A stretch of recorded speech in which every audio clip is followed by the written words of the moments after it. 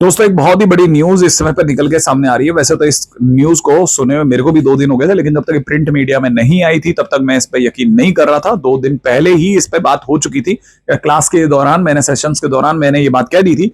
हालांकि ये खबर दोनों तरफ के स्टूडेंट से जुड़ी हुई है, नीट वाले स्टूडेंट्स के साथ भी जुड़ी हुई है और जेई एडवांस जेई मेंस देने वाले स्टूडेंट्स के साथ भी जुड़ी हुई है। वो ये कि क्लास 12th के बोर्ड एग्जामिनेशन के मार्क्स जो है उनका 50% वेटेज तक देने का विचार किया जा रहा है। It is not still being considered as a full and final. ये अभी तक पक्का नहीं हुआ है।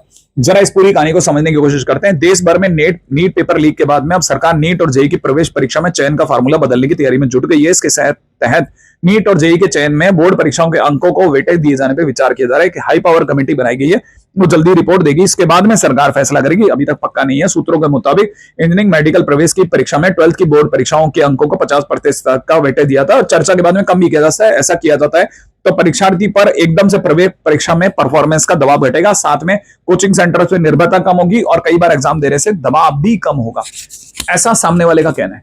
लेकिन अगर भाई आपने 12th के बोर्ड मार्क्स अगर उनको दे दिए कि 12th के बोर्ड मार्क्स पे 50% दे दिया, तो इसका मतलब ये कि कॉम्पिटिटिव में भी आप 12वीं का पेपर दोगे, तो इसका मतलब ये कि 12वीं के ऊपर बच्चे का फोकस और ज्यादा बढ़ गया। ठीक है, इसका मतलब 11th पे फोकस बेकार हो गया, तो इसका मतलब आपका 11th ऑटोमेटिकली पीछे चला जाएगा, जो सिर्फ मेरे को लगता है मेयरली 25% रह जाएगा, जो कि अपने आप में बहुत ही बड़ी गड़बड़ हो जाएगी। आपसे ऐसी गलतियां हो सकती है क्योंकि कई बार मिनिस्टर्स को बेसिक ग्राउंड लेवल की रियलिटी नहीं पता होती है, तो जो उन्हें आईएएस अधिकारी वगैरह सजेस्ट करते हैं, ठीक है, अगर बाय द वे वो हमारे इस वीडियो को सुनते हैं, क्योंकि ये कब सुना जाएगा जब आप इस पे कमेंट करेंगे। ठीक है, आपका क्या कहना है इसके ऊपर, आप भी अपने विचार रखिएगा। मेरे को बहुत अच्छा लगेगा अगर आप अपने विचार रखेंगे कि इस तरह की चीजों को कैसे वेलकम किया जाना, कैसे नहीं किया जाना। मैं आपको इससे पहले कि आप ये सोचो कि इसको कैसे वेलकम किया जाना, मैं आपको इसके बारे में एक और बात बता देता हूँ। 2011 में ऑलरेडी ये काम हो चुका है। 2011 से 2015 तक एक बहुत ही जबरदस्त एक फार्मूला बनाया गया था, जिसको फार्मूले को यूज करने के बाद में आपको पता चलता है कि आपके बोर्ड के मार्क्स के दम पर 70% तक मार्क्स जो थे बोर्ड्स के मैनेज हो रहे थे।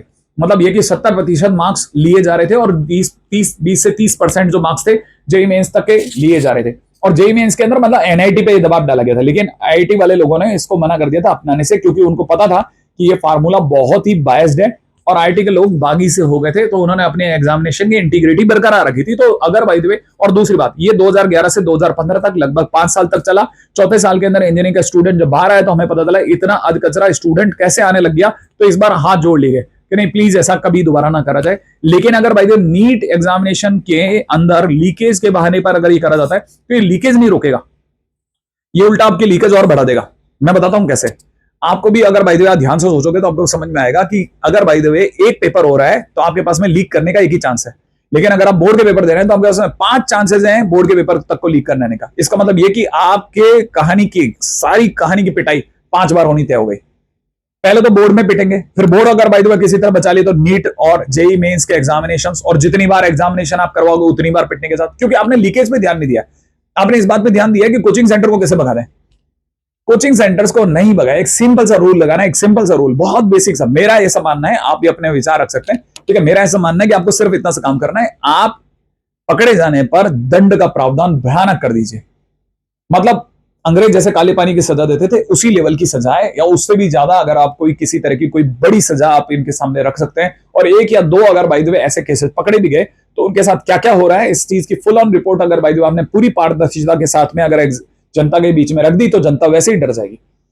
तो एक्चुअल में आप लीकेज और बढ़ाने की तरफ बढ़ रहे हैं, प्लीज ऐसा मत कीजिएगा, थोड़ा दिमाग लगाना। और दूसरी बात, पिछले पास से इंसान सीखता है।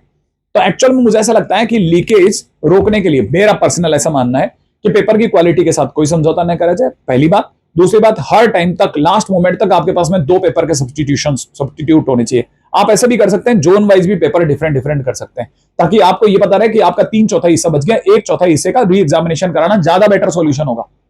ठीक है, हाँ, उसमें भी सेम आप वही फंडा लगा सकते हैं जो आपने जेई मेंस के दौरान लगाया है, परसेंटाइल वाला।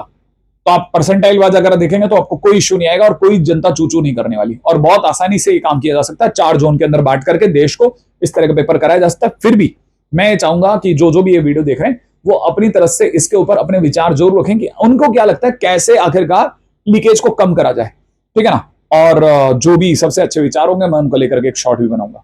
ठीक है, बस आज के टाइम पे इतना ही।